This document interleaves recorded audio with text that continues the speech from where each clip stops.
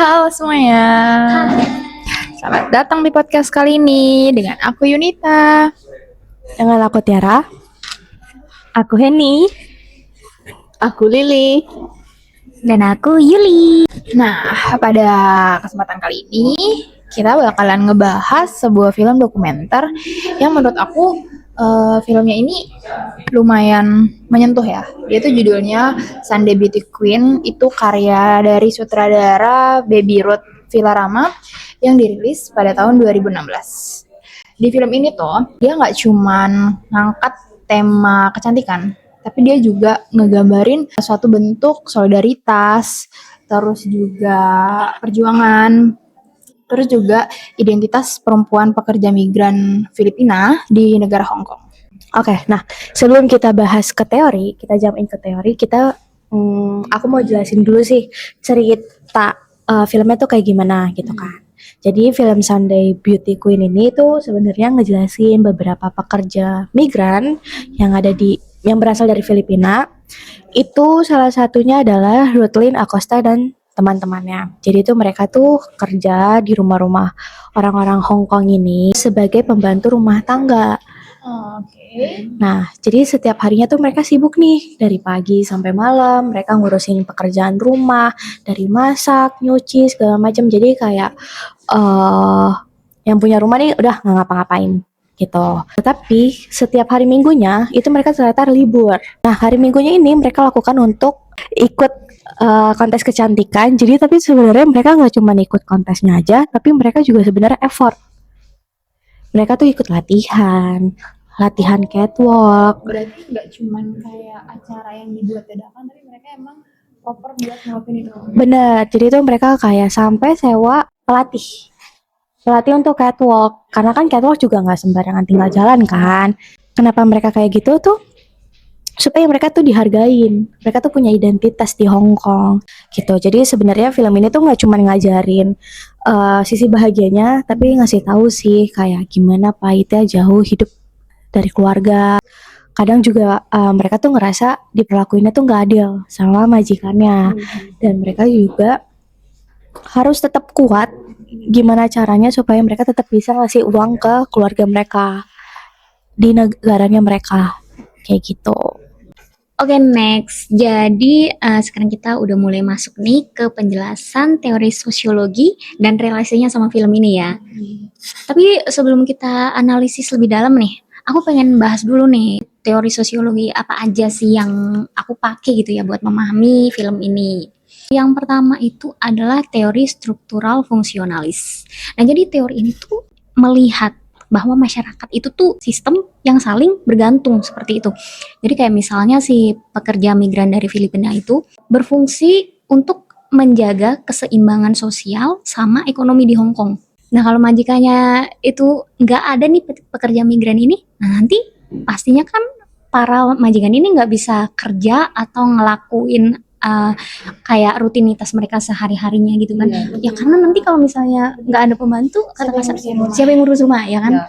Terus buat yang kedua itu ada teori konflik sosial. Nah, teori konflik sosial ini tuh dikembangin sama Karl Marx.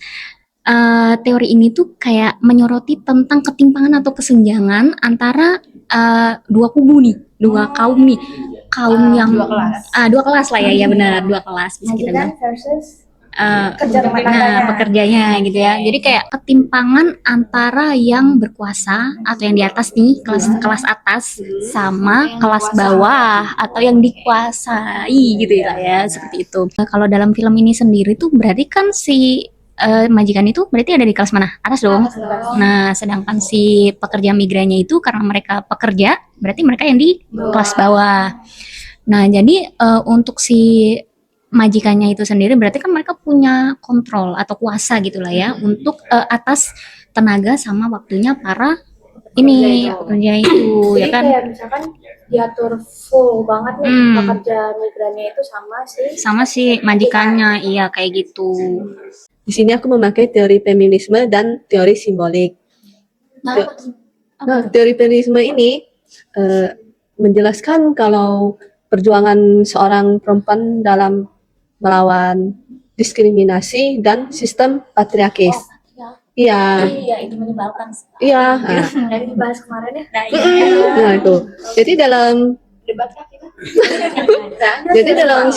dalam teori ini itu menjelaskan kalau perempuan itu harus berusaha untuk lebih mandiri dan harus penuh perjuangan ya. Mereka tuh harus lebih mandiri untuk menghidupi dirinya dan juga untuk keluarganya di kampung halaman. Iya, benar. Nah, terus ada lagi nih teori interaksi simbolik. Nah, kalau di teori ini tuh jadi dijelasin kalau makna sosial itu tuh jadi terbentuknya tuh dari interaksi dan simbol kayak gitu.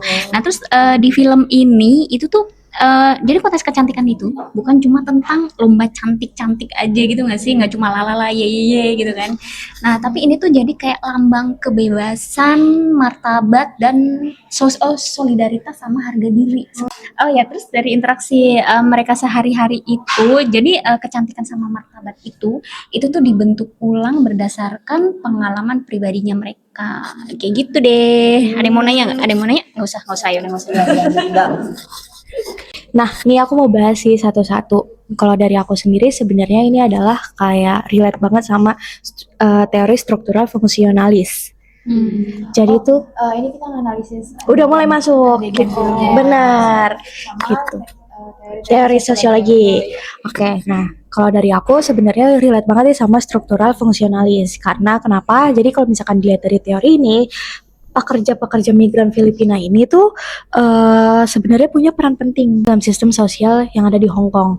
Kenapa bisa? Karena adegan mereka pas kerja dari pagi sampai malam kerjain semuanya segala macem itu sebenarnya nunjukin gimana kalau mereka tuh sebenarnya penting banget, mereka tuh punya peran penting di film ini. Kenapa begitu? Soalnya majikannya nggak bisa ngapa-ngapain, jadi kalau misalkan tanpa mereka itu tuh ya udah rumah nggak bakal keurus, terus aktivitas rumah Mereka itu sangat penting, sebenarnya sangat amat penting kan. Apalagi yang itu tuh yang kakek-kakek yang produser film atau apa tuh, itu kan dia maksudnya udah nggak bisa beraktivitas kayak gitu. Ya kan, kayak kalau nggak ada Cuma ngandelin pekerja rumah tangganya ya gimana gitu. Mereka tuh saling menguntungkan gak sih? Benar. Mereka saling ketergantungan. Bener.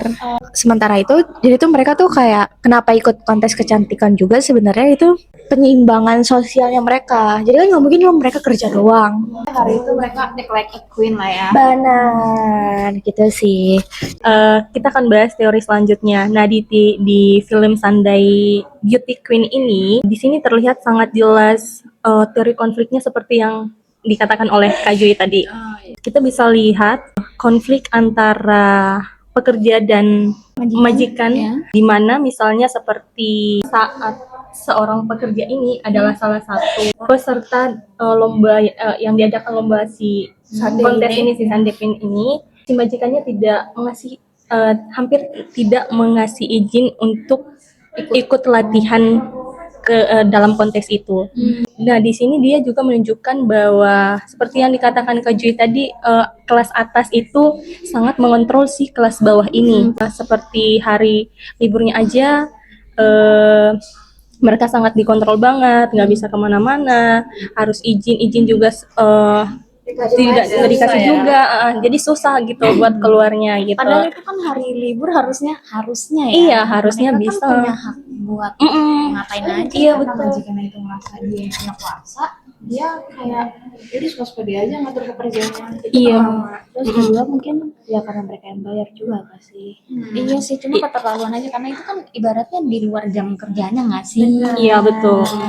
Dengan lewat konteks kecantikan ini, mereka menunjukkan perlawanan simbolik bahwa mereka itu juga memiliki hak untuk bahagia, bisa cantik, seperti yang dibilang Kak Tiara tadi, Kak Jui, Kak Lili, gitu. Dan diakui sebagai mereka itu manusia gitu, bukan orang yang rendah gitu. Nah, di film ini sendiri karena judulnya aja kan ada Queen ya. Jadi itu pemerannya udah pasti wanita-wanita. Nah, aku ngerasa tuh kayak di sini nih emang lebih ditekanin teorinya itu yang feminisme. Di film ini perempuan-perempuan pekerja Filipina itu digambarkan bukan sebagai korban yang pasif, tapi mereka juga itu dibuat jadi individu yang kuat, tangguh, mandiri. Karena mereka itu kan bekerja jauh dari kampung halaman kan. Selain mereka untuk menghidupi diri sendiri, mereka juga harus menghidupi keluarga di kampung halaman.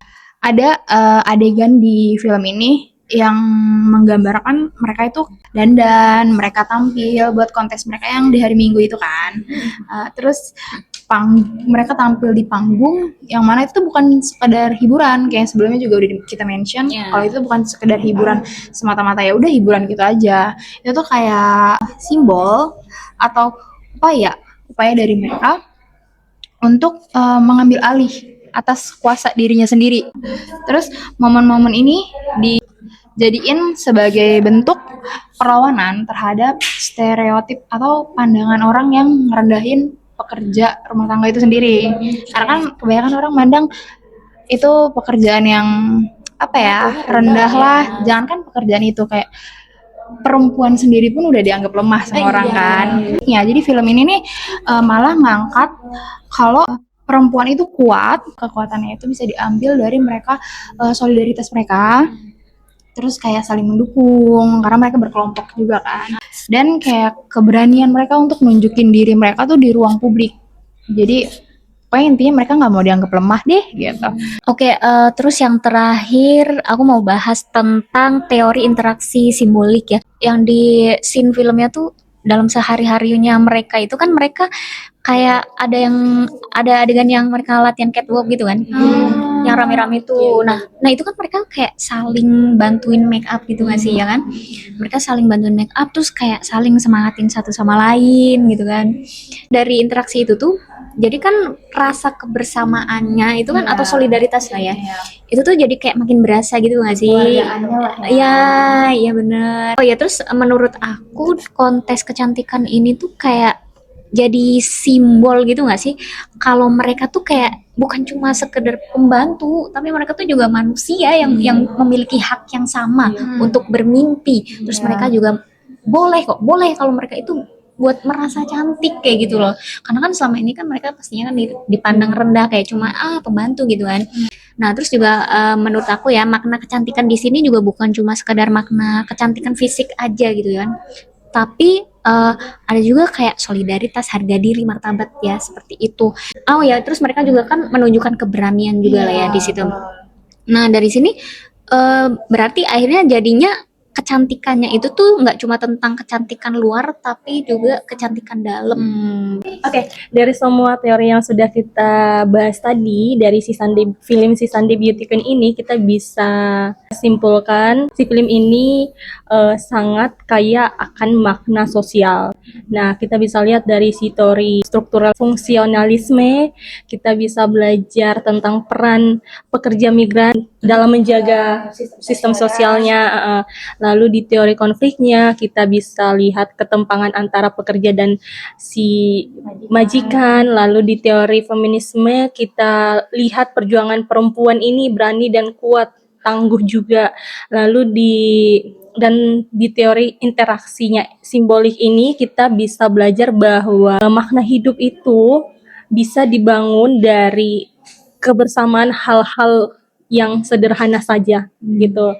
Jadi film ini mengingatkan kita bahwa pada saat mereka kontes itu ada kisah perjuangan yang sangat-sangat luar biasa gitu. Wah, udah nih kita. Lumayan ya, tadi kita udah ngebahas kayak film ini sendiri kan, isi filmnya, terus teori-teori sosiologinya, terus analisis sama adegan-adegan di film itu sendiri. Lumayan menarik sih, walaupun menyedihkan juga, tapi kayak oke lah, ada sedih dan ada senangnya juga, karena kayak mengajarkan poin-poin kita tuh, walaupun kayak kita lemah, kita nggak boleh kelihatan lemah, kita harus berani, kita harus kuat gitu. Oke, sampai di sini aja ya guys. Terima kasih, sampai jumpa di next podcast kita.